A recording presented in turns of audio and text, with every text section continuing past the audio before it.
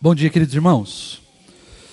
Que privilégio podermos mais uma vez, mais um domingo, abrirmos a palavra de Deus e ouvirmos aquilo que Deus tem para falar conosco, para nos ensinar, para mudar o nosso coração. Para isso, eu queria te convidar, se você pode, para abrir a sua Bíblia, na carta que Paulo escreveu aos Colossenses, capítulo de número 1.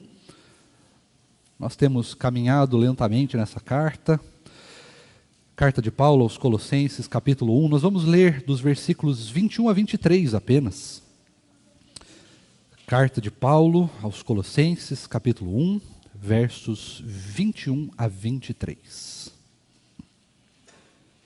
Palavra do Senhor, queridos, em Colossenses, capítulo 1, dos versículos 21 a 23, nos diz assim: E vocês que no passado eram estranhos e inimigos no entendimento, pelas obras más que praticavam, agora, porém, ele os reconciliou no corpo da sua carne, mediante a sua morte, para apresentá-los diante dele santos, inculpáveis e irrepreensíveis, se é que vocês permanecem na fé, alicerçados e firmes, não se deixando afastar da esperança do evangelho que vocês ouviram e que foi pregado a toda criatura debaixo do céu, e do qual eu, Paulo, me tornei ministro.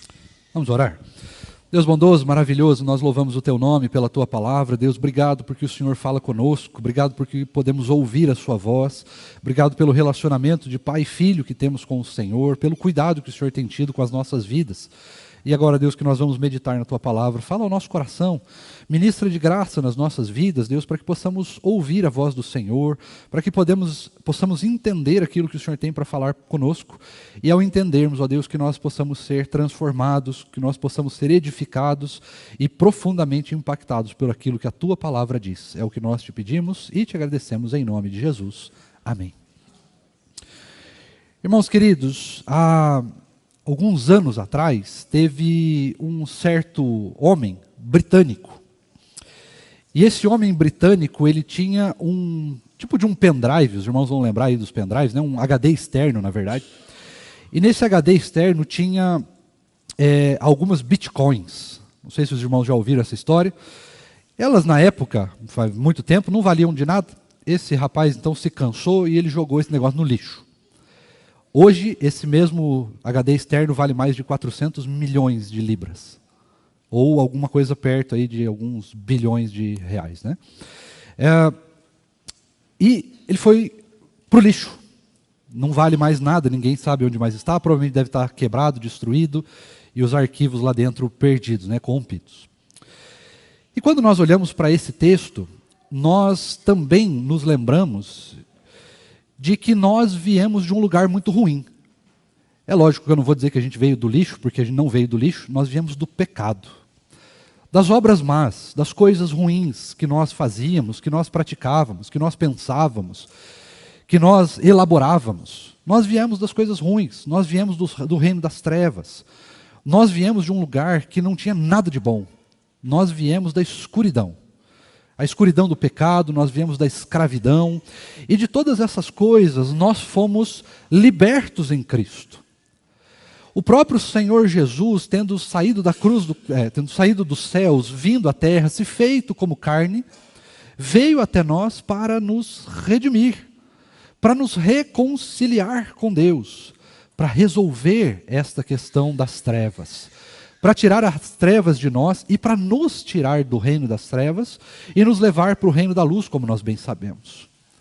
Ele veio para nos trazer santidade, ele veio para mudar as nossas vidas, para mudar a nossa realidade, para transformar a forma como nós pensamos, como nós falamos, como nós agimos, como nós arquitetamos as nossas ações. Ele veio para transformar completamente a nossa vida. Essa foi uma das missões de Cristo.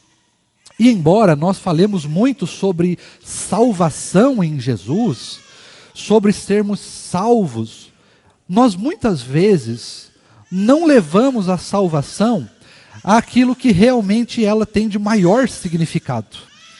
Porque afinal de contas, a salvação é o presente mais precioso que o Senhor Deus nos deu. É algo de inimaginável valor. E não só inimaginável valor, mas é algo impossível de ter acontecido. O que esse texto nos fala é simplesmente de uma realidade que não deveria existir. A realidade que deveria existir é: nós pecamos, estamos destituídos da glória de Deus, como diz em Romanos 3:23, e por causa disso o salário do pecado é a morte. E, portanto, nós não deveríamos ser salvos. A salvação é altamente improvável, para dizer o mínimo, na verdade.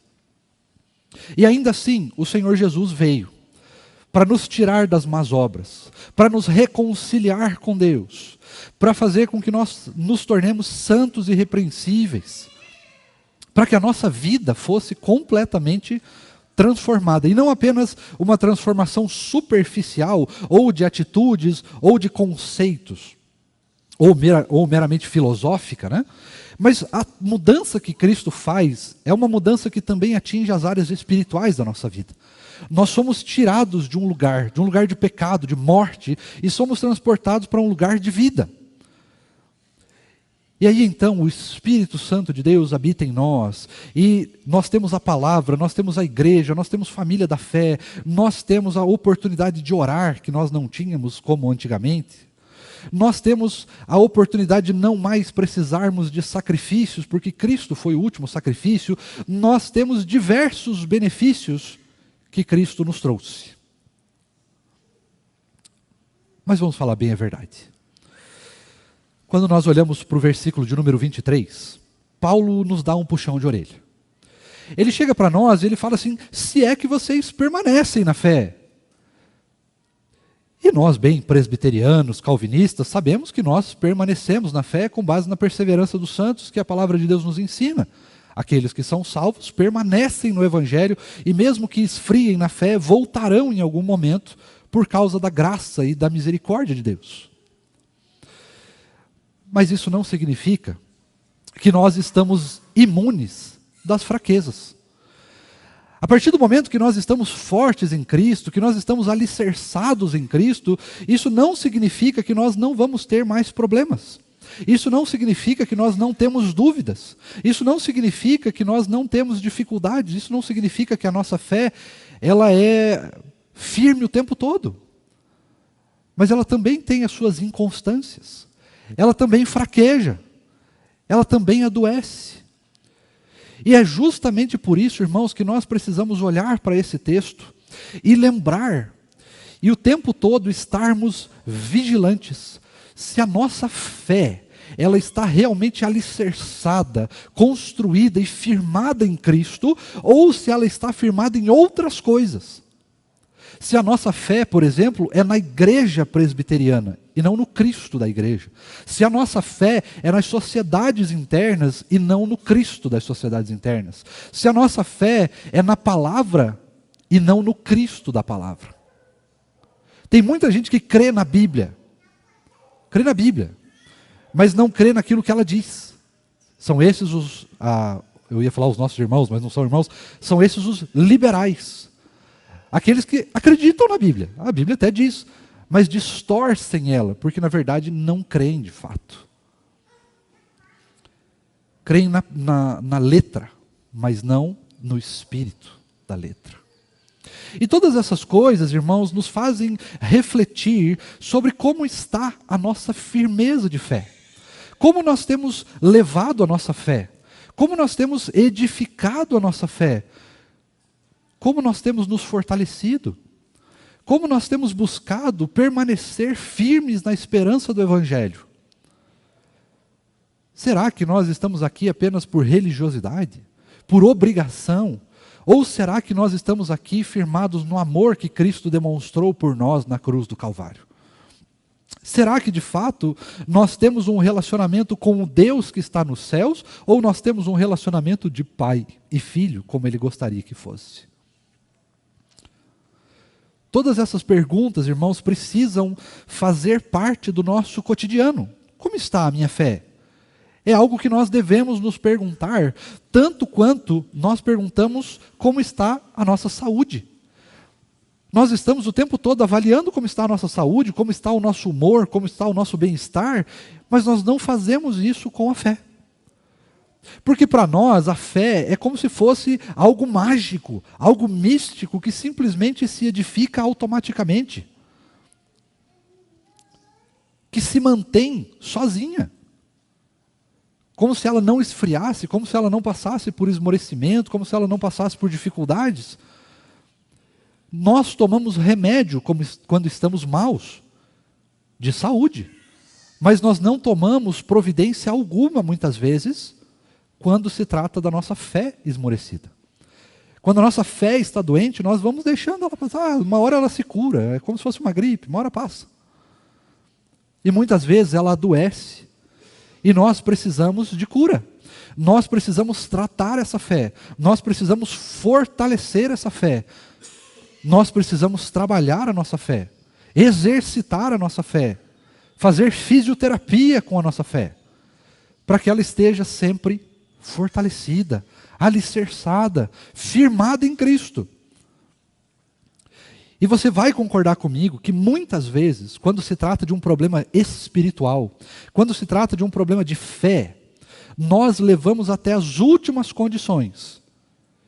E aí nós vamos buscar ajuda, quando já não é quase possível fazer mais nada. Não é verdade? Não é assim que a gente age? Às vezes a gente age assim com a nossa saúde também, o que é um risco. Se é um risco com a nossa saúde, imagine então com a nossa fé. Por isso, irmãos, nós precisamos atentar para como está a saúde da nossa fé, como está a saúde da nossa vida espiritual, como nós temos nos portado diante de Deus, e fazer essa mesma pergunta que Paulo faz, se é que nós estamos firmes, fortalecidos, edificados, se é que nós estamos trabalhando a nossa fé, se é que nós estamos santos, irrepreensíveis, inculpáveis diante de Deus, será que nós estamos assim mesmo? Como está a sua fé? Como, mais ainda, como você tem trabalhado a sua fé? Como você tem edificado a sua fé? Como você tem tratado a sua fé? Como você tem fortalecido a sua fé? Quais ferramentas você tem usado? Se você está com a fé adoecida, se você está com a fé abatida, triste, se você tem passado por lutas na área da fé, na área espiritual, ou em outras áreas que afetam a fé de qualquer maneira, como que você tem medicado a sua fé? Como que você tem protegido a sua fé? Cada uma dessas coisas, irmãos, nos faz olhar para aquilo que Cristo fez na cruz do Calvário. A fé, irmãos, não é um ato que nós temos, não é uma coisa que a gente prepara sozinho. A fé vem. A fé, como se diz em Efésios, é um presente que Deus nos dá. Ela não vem de nós, não é algo que a gente simplesmente pode cultivar. A fé é um presente de Deus. É algo que nos é dado pelo Senhor. E se a nossa fé é dada pelo Senhor, irmãos, nós temos que tratar ela com mais respeito, com mais carinho e com mais cuidado. Isso porque, quando nós estamos falando de fé, nós estamos falando também da percepção que nós temos do que Cristo fez por nós na cruz do Calvário. E essa percepção, por causa da correria do dia a dia, por causa das nossas lutas, enfim, por causa de uma série de fatores, ela vai se esmaecendo, ela vai envelhecendo, ela vai desbotando, perdendo a cor, perdendo a força.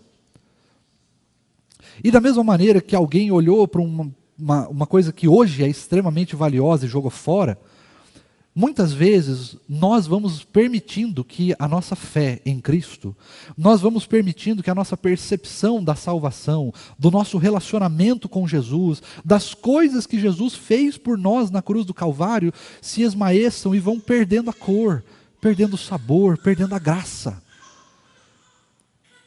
E por causa disso, a nossa fé vai se esmaecendo também. Por isso, irmãos, nós precisamos o tempo todo lembrar o que Cristo fez por nós. Qual é o tamanho do sacrifício que Cristo fez por cada um de nós. Nós precisamos o tempo todo lembrar dessa realidade. Porque se nós não lembrarmos dessa realidade, esta realidade vai perdendo a força, vai perdendo a graça, e com isso nós vamos enfraquecendo na fé. Por isso, meus irmãos, o meu convite para vocês e o convite da palavra de Deus, inclusive para a minha vida, é que nós possamos olhar com mais carinho para a nossa fé. Nós possamos olhar para a nossa fé com mais cuidado. Nós possamos olhar para aquilo que Cristo fez por nós com mais cuidado. Lembrando que a forma como nós olhamos para isso é o que nos faz permanecer firmes, alicerçados em Cristo, é o que nos faz permanecer na esperança do Evangelho. Por isso, nós precisamos cuidar da nossa fé, nós precisamos nos fortalecer, nós precisamos nos edificar, nós precisamos tratar a nossa vida, nós precisamos cuidar da nossa saúde espiritual, nós precisamos lembrar, e não só lembrar na memória, mas também lembrar nas nossas ações, nas nossas atitudes e nas nossas palavras daquilo que Cristo fez por mim e por você na cruz do Calvário. Porque o que Cristo fez por nós era impossível de ter acontecido se não fosse por causa do seu amor e por causa da sua graça. E justamente por isso, nós precisamos valorizar ainda mais aquilo que Cristo fez por mim e por você. Amém? Que Deus assim nos abençoe e nos ajude a fortalecer a nossa fé e cuidar da nossa saúde espiritual, para que ela não fraqueje, para que ela não balance, para que mesmo diante das lutas da vida, ela permaneça firme e alicerçada em Cristo e na esperança do Evangelho. Vamos orar mais uma vez? Ó Deus bondoso, maravilhoso, extraordinário, o Senhor, Deus que fez grandes coisas por nós, nós clamamos a Ti mesmo que o Senhor ministre de graça nas nossas vidas. Que o Senhor, ó Deus, continue falando conosco, continue ministrando ao nosso coração. Que o Senhor continue tratando as nossas vidas, que o Senhor continue fortalecendo a nossa saúde espiritual. Que o Senhor, Deus, continue fortalecendo a nossa fé, nos edificando em Cristo. Que o Senhor continue lembrando a nós daquilo que o Senhor fez na cruz do Calvário. Que o Senhor, ó Deus, continue cuidando da nossa saúde, nos dando as ferramentas e os remédios necessários para que possamos continuar tratando a nossa vida, cuidando da nossa saúde, nos fortalecendo, nos edificando uns aos outros, por meio das ferramentas que o Senhor deu, por meio dos irmãos na fé, da igreja, da vida da igreja, por meio da oração, da palavra, das lembranças do que o Senhor fez por nós, do sacrifício de Cristo, e de todos os outros meios de graça que o Senhor tem ministrado e dado à sua igreja ao longo do tempo. Cuida do nosso coração, Deus, ministra nas nossas vidas, nos fortalece, nos une cada vez mais ao Senhor, nos une cada vez mais uns aos outros, para que possamos ser edificados e fortalecidos na fé. Continua, ó Deus, ministrando de graça sobre as nossas vidas e cuidando de nós. É o que nós clamamos ao Senhor nessa manhã, sabidos, Deus, de que o Senhor é bondoso, sabidos que o Senhor, Deus, não permite que nós sejamos destruídos completamente. Ainda que as lutas venham, ainda que as dores venham, ainda que coisas terríveis possam se levantar contra nós, o Senhor é nosso escudo e fortaleza, é o Senhor que nos edifica. Por isso, Deus, nós clamamos, nos ajuda a buscar o Senhor, nos ajuda a buscar a Tua graça, nos ajuda a buscar, Deus, a Tua palavra, nos ajuda a buscar a Tua face, nos ajuda a buscar a Tua glória e a Tua misericórdia. Nós pedimos por isso, em nome de Jesus. Amém.